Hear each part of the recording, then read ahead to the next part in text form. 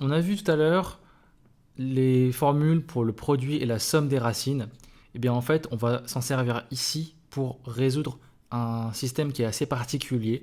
Un truc du style x plus y égale quelque chose et x fois y égale quelque chose. Tu as sûrement vu ça en exercice et on va voir ça tout de suite.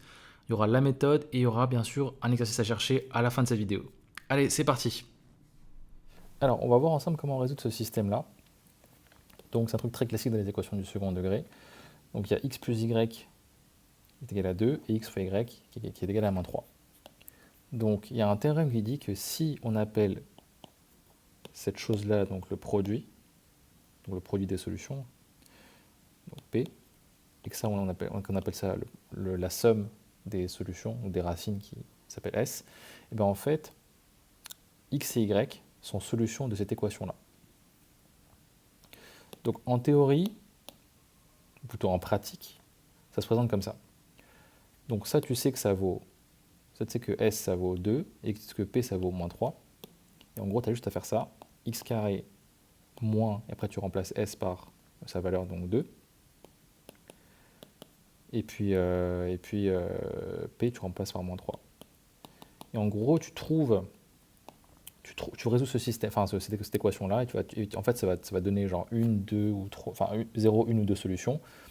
Donc là, a priori, ça va donner deux solutions, et en fait, tu auras tes deux solutions, ce sera ton x et ce sera ton y. Par exemple, x égale 2 et y égale 4, quoi. Et après, c'est fini. C'est tout ce qu'il faut faire en fait dans ce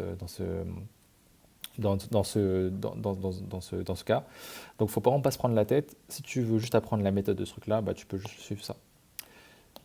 Donc, on va essayer de mettre ça en place. Donc, en fait, on va juste essayer de résoudre cette équation-là et on va voir ce qui va se passer. Donc, cette équation-là, je peux faire bien sûr delta pour la résoudre. Est-ce qu'il n'y a pas par contre des racines évidentes? Je vois ça, il y a un 5 ici. 2 peut-être. Non, bon, en plus on peut y aller par delta, c'est pas grave. Donc ça fait quoi? Ça fait moins 2 au carré. Moins 4 fois AC, donc AC 1 ici. Fois moins 3, ça fait 4. Ça fait plus 12, ça fait 16, ok. Donc du coup, c'est positif, deux solutions. La première, c'est x1, qu'on peut appeler aussi x, qui vaut moins b, donc ça c'est b, c'est moins 2, donc ça va faire moins 2. Moins racine de delta, ça fait 4.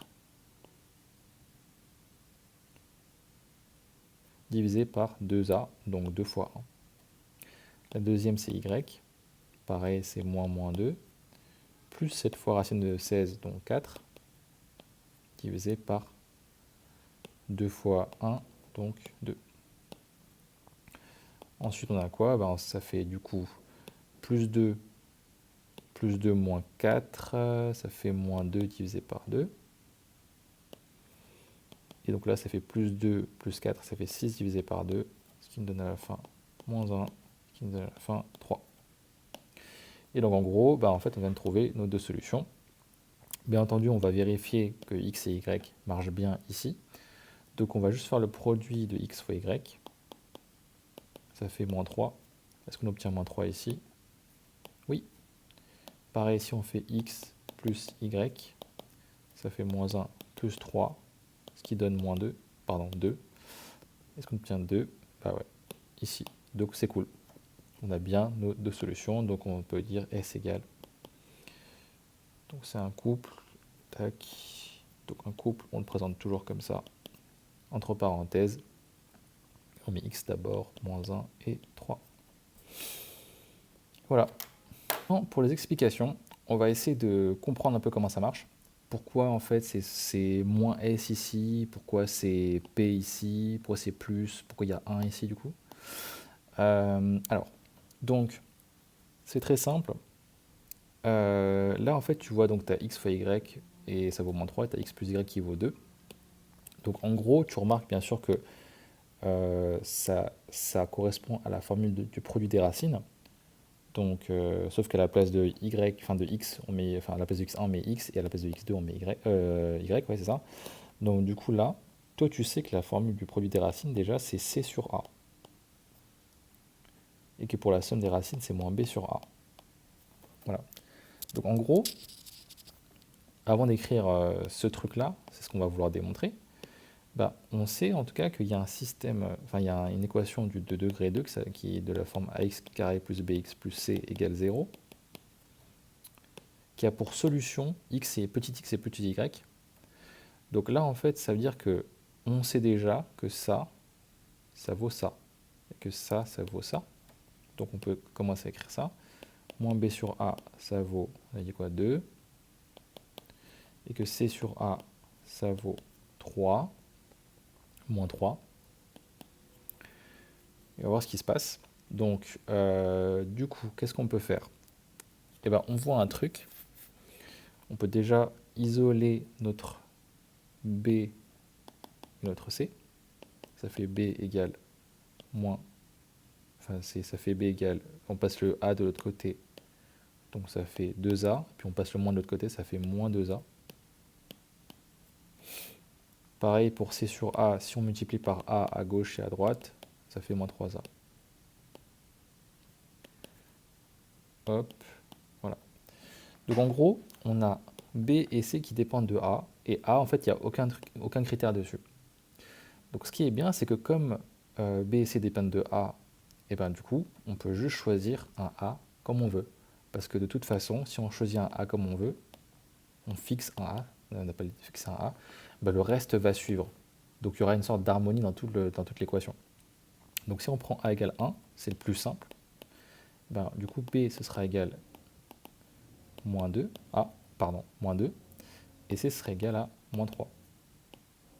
On aurait pu aussi prendre A égale 2, ça aurait pu suivre aussi également pour ça et ça, juste qu'on va prendre les valeurs les plus simples, bien sûr. Donc ça donne quoi du coup? Bah, ça donne qu'en gros, notre équation ax carré plus bx plus c égale 0, on peut la réécrire. On la réécrit en remplaçant a par 1, donc ça fait juste x carré, ou 1 fois x carré.